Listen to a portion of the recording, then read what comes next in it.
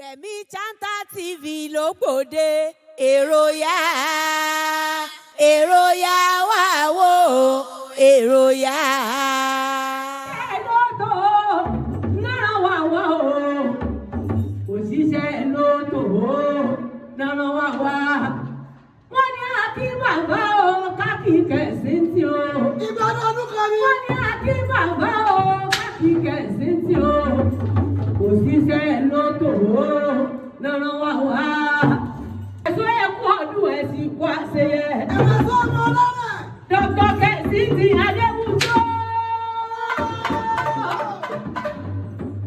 Ìpẹ́rù rẹ̀ máa sábìlẹ̀ wà bẹ́yìn. Ọmọ kan ló kọ́ ọmọdé òróró wà. Adúrú wá dé Ìjẹ̀bú màdùn lóṣù pẹ̀lú ẹ̀jẹ̀. Akẹ́sàn yẹ bá lẹ̀ ọjà. Akẹ́sàn jáde o. Kessington ọmọ ọba lókun. Adebutu ọmọ ọba lókun.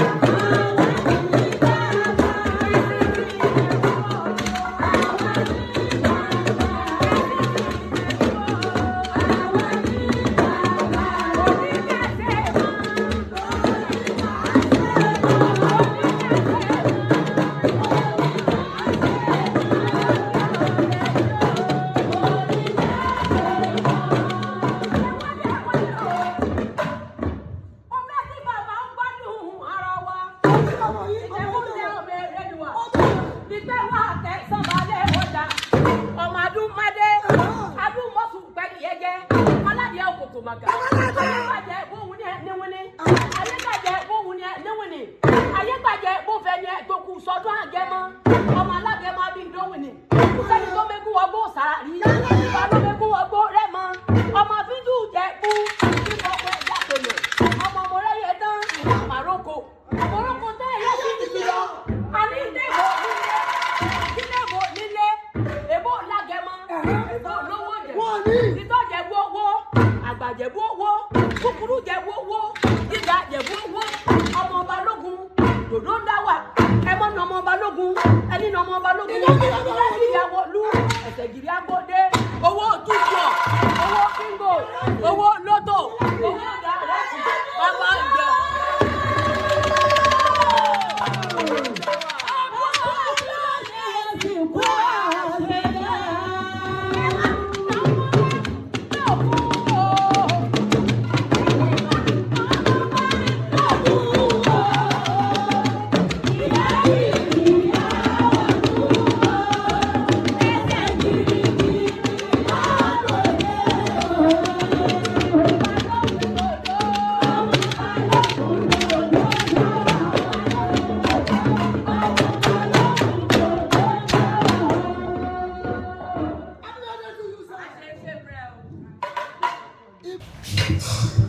I want to thank you very, very much for appreciating me.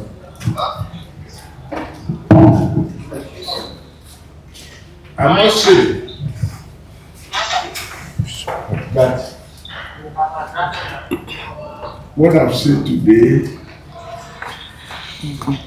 has gone beyond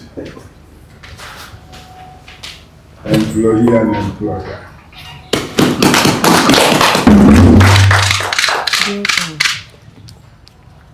So,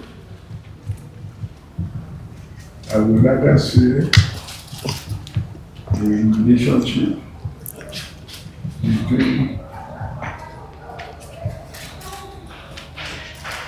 himself and his sons and daughters. Yes. I appreciate it very high. This cake, we're not cutting it now.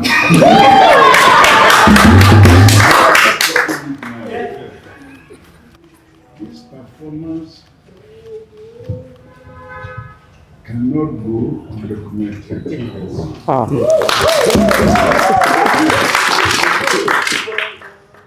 Whether you're going to wash your dress again, I'm going to create a space for you to show this to the public.